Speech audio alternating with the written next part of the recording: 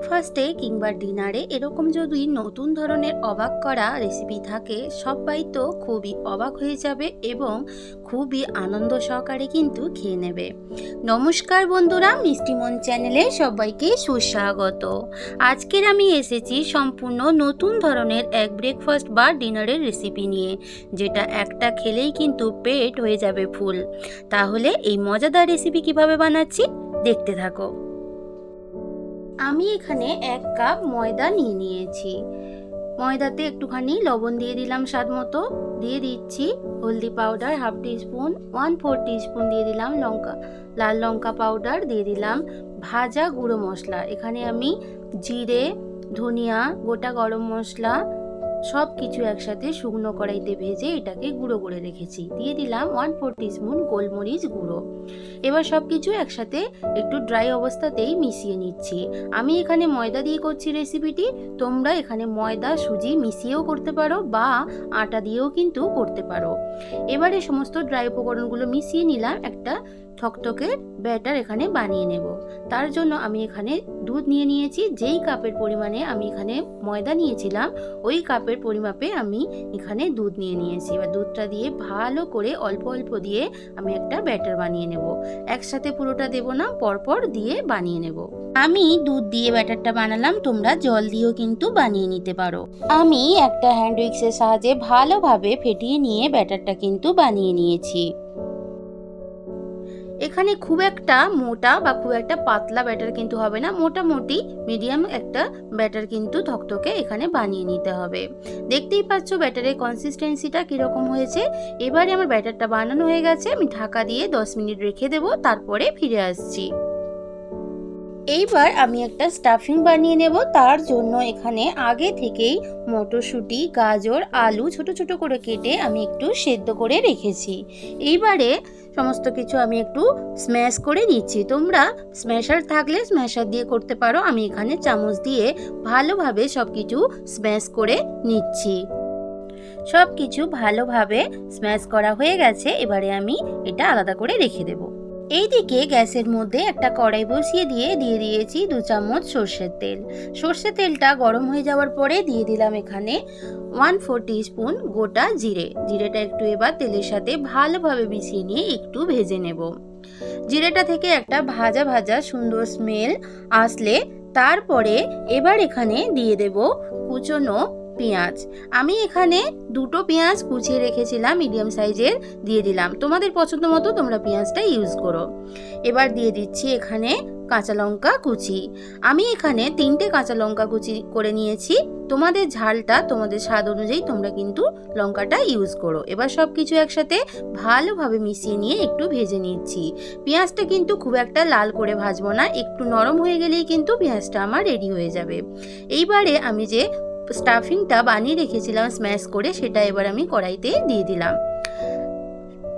দিয়ে সমস্ত কিছু এবার পেঁয়াজ এবং কাঁচা লঙ্কার সাথে ভালোভাবে তেলের সাথে মিশিয়ে নিয়ে একটুখানি আমি এখানে রান্না করে নেব। দেখতেই পাচ্ছ ভালোভাবে সবকিছু মেশানো হয়ে গেছে। এবার এখানে দিয়ে দিচ্ছি স্বাদ মতো লবণ। এরপর দিয়ে দিলাম 1/4 টিস্পুন হলদি পাউডার, 1/4 টিস্পুন ভাজা গুঁড়ো মশলা, 1/4 টিস্পুন লাল লঙ্কা পাউডার, আর এখানে দিয়ে দিচ্ছি সামান্য পরিমাণে গোলমরিচ গুঁড়ো। এবার এখানে দিয়ে দিলাম বেশ কিছুটা ধনিয়া পাতা কুচি। এবার সব কিছু একসাথে মিশিয়ে নিচ্ছি। তোমরা চাইলে এখানে চাট মশলাটাও কিন্তু ইউজ করতে পারো, কিন্তু আমি এখানে দিইনি। এবার সব কিছু একসাথে মিশিয়ে নিয়ে একটুখানি এর যে স্টাফিংটা যে একটা নরম নরম ভাব আছে, একটুখানি চ্যাটচেটে ভাব আছে, সেটা চলে যাওয়া অবধি কিন্তু একটুখানি রান্না করে নিতে হবে। চ্যাটচেটে ভাবটা অনেকটাই কমে গেছে। স্টাফিংটা বা পুরটা আমার কিন্তু একদম রেডি হয়ে গেছে। এবারে আমি নামিয়ে নিয়ে একটু ঠান্ডা করে নেব। একটা ননস্টিকের ফ্রাইং প্যান আমি গ্যাসের মধ্যে বসিয়ে দিয়ে একটুখানি সাদা তেল ব্রাশ করে নিয়েছি। আগে থেকে যে ময়দার ব্যাটার বানিয়ে রেখেছিলাম ওটা হাতা দিয়ে আবারও একবার আমি একটুখানি গুলে নিচ্ছি, কারণ যেহেতু একটু রেখেছিলাম তার জন্য একটু বসে গেছে। এবং আঙুল ডুবিয়ে দেখিয়ে দিচ্ছি কতটা ব্যাটারের কনসিস্টেন্সিটা, একদম কিন্তু মোটা হয়ে বসে যায়নি, আঙুলটা কিন্তু একটু হালকা বোঝা যাচ্ছে, তার মানে ব্যাটারটা আমার পারফেক্ট রেডি। এইবারে 1 হাতা আমি এখানে ময়দার ব্যাটার ফ্রাইং প্যানে দিয়ে দিলাম এবং খুব আস্তে আস্তে চারদিকটা কিন্তু ঘুরিয়ে ঘুরিয়ে একটা বড় রুটির আকার আমি বানিয়ে নিচ্ছি। খুব জোরে কিন্তু ঘোরালে হবে না, তাহলে কিন্তু উঠে যেতে পারে বা ছিঁড়ে যেতে পারে। ভালোভাবে কিন্তু এরকম প্লেন সুন্দরভাবে কিন্তু রুটিটা তৈরি হবে না। দেখতেই পাচ্ছ কত সুন্দরভাবে আমার রুটিটা রেডি হয়ে গেছে। এইবারে একটা ঢাকা দিয়ে দিচ্ছি। ঢাকাটা খুলে নিলাম। একদিকটা আমার ভালোভাবে রেডি হয়ে গেছে রুটিটা। এবারে অপোজিট দিকটা আমি উল্টে দিচ্ছি। আবারও একবার একটু ঢাকা দিয়ে রেখে দেব, তারপরে ফিরে আসছি। দুটো দিক ভালোভাবেই কিন্তু হয়ে গেছে। এবারে গোলা রুটিটা আমি তুলে নিচ্ছি। একই রকম ভাবে আবারও এক হাতা আমি ব্যাটার দিয়ে দিলাম, দিয়ে সেই একইভাবে আস্তে আস্তে হাতা ঘুরিয়ে আরও একটা গোলা রুটি আমি বানিয়ে নিচ্ছি। তাহলে এইভাবে সমস্ত রুটিগুলো বানিয়ে নিয়ে তোমাদের সামনে ফিরে আসছি। এইবার একটা বাটির মধ্যে আমি নিয়ে নিয়েছি একটা কাঁচা ডিম। ডিমটাকে আমি ফাটিয়ে নিয়েছি। এইবারে আমি এর মধ্যে নিয়ে নিলাম স্বাদ মতো লবণ, আর এখানে দিয়ে দিলাম একটু সামান্য গোলমরিচ পাউডার, একদম খুবই সামান্য দিয়েছি। দিয়ে দিলাম একটু সামান্য হলদি পাউডার, একটু সামান্য ভাজা গুঁড়ো মশলা, আর খুব সামান্য পরিমাণে হলদি পাউডার। এবার চামচ দিয়ে একটু ভালো করে ডিমটাকে ফেটিয়ে নিচ্ছি। এইবার এই ফেটানো ডিমের মধ্যে দিয়ে দেব আমি 2 চামচ ময়দা। ময়দাটা কিন্তু অপশনাল, দিতে পারো নাও দিতে পারো, কিন্তু আমি দিয়েছি ক্রিস্পি ভাব আরো ভালোভাবে হওয়ার জন্য। এবার ডিমের সাথে ময়দাটা ভালোভাবে মিশিয়ে নিচ্ছি। দেখতেই পাচ্ছ ভালোভাবে মেশানো হয়ে গেছে। এবারে এখানে আমি 1/4 কাপ এখানে দুধ দিয়ে দিলাম। দুধটা দিয়েও হ্যান্ড উইক্সের সাহায্যে ভালোভাবে ডিমের সাথে ফেটিয়ে নিচ্ছি। দেখো ভালোভাবে কিন্তু আমার ফেটানো হয়ে গেছে ডিমটা। এবার এটাকে ঢাকা দিয়ে আমি সাইডে রেখে দেব। আর বাটিটা ছোট ছিল তাই আমি একটু বড় বাটি নিয়ে নিলাম। আমি এখানে দুধ ইউজ করছি, তোমরা জলও এখানে ইউজ করতে পারো। এইবার আমি যে গোলা রুটিটা বানিয়েছিলাম সেটা এবার আমি নিয়ে নিলাম। নিয়ে এবারে সেটাকে আমি একটু উল্টে দিচ্ছি অপোজিট দিকটা, কারণ আমি যেহেতু ফোল্ড করব তাই অপোজিট দিকটা উল্টে নিলাম। এইবারে যে স্টাফিংটা বানিয়ে রেখেছিলাম আমি এখানে অলমোস্ট 1 চামচ নিয়ে নিলাম। একটু লম্বা আকারে কিন্তু এটা নিতে হবে। দেখতেই পাচ্ছ আমি একটুখানি স্টাফিংটা ভালোভাবে একটুখানি মেলে দিচ্ছি। দেখতে পাচ্ছ কিভাবে করছি। এইবারে ফোল্ড করে নেব। প্রথমে সামনের দিকটা ফোল্ড করে নিলাম, তারপর পেছনের দিকটা করে নিলাম। এবারে দু সাইডটা ভালোভাবে আমি ফোল্ড করে নিচ্ছি। দেখতেই পাচ্ছ তোমরা আমি কিভাবে ফোল্ড করে নিলাম। তাহলে আমার একটা নাস্তা রেডি হয়ে গেল। একইভাবে আরও একটা নাস্তা বানানোর জন্য আর একটা গোলা রুটি নিয়ে ওটাকেও আমি উল্টে নিলাম। নিয়ে এর মধ্যেও আমি আগের মতোই স্টাফিংটা নিয়ে নিলাম।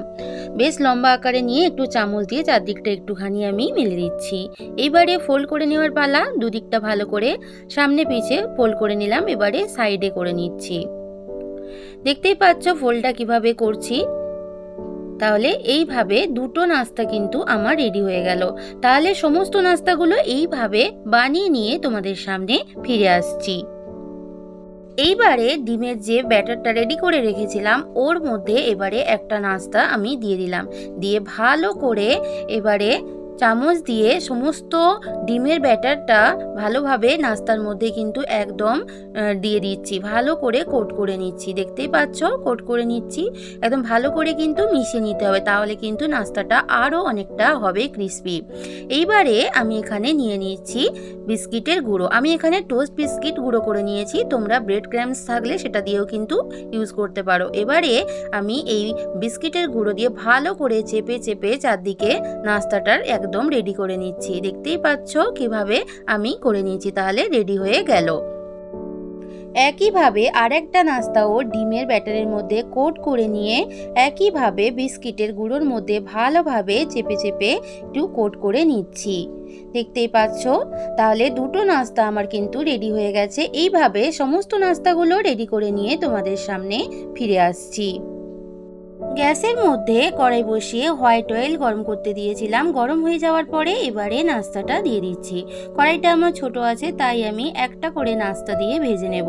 গ্যাসের ভলিউম মিডিয়াম টু লোতে রেখে আমি নাস্তাগুলো ভেজে নেব, নাহলে কিন্তু তাড়াতাড়ি পুড়ে যেতে পারে। এবারে একটা চামচ দিয়ে গরম তেলটা একটু নাস্তার উপরে দিয়ে দিচ্ছি, তার ফলে নাস্তার উপরেরটাও তাড়াতাড়ি হয়ে যাবে এবং এটা অনেকটাই ক্রিস্পি হবে। এই রেসিপিটি এতটাই ক্রিস্পি এবং এতটাই ডেলিশিয়াস হয়, বাচ্চারা কিন্তু খুবই পছন্দ করবে।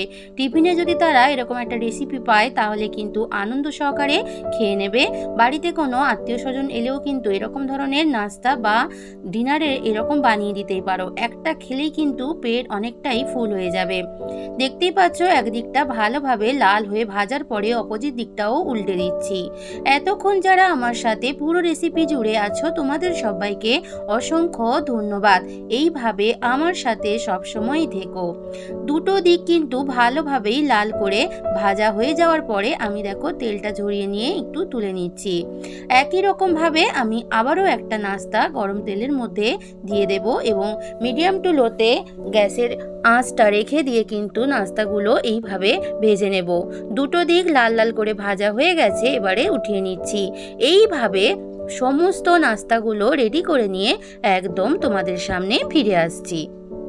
সম্পূর্ণ ইউনিক নাস্তা বা ব্রেকফাস্ট বা ডিনার রেসিপি একদম কিন্তু রেডি, যেটা একবার কেউ খেলে সেটা কিন্তু আর বারবার খাওয়ার ইচ্ছে হবে।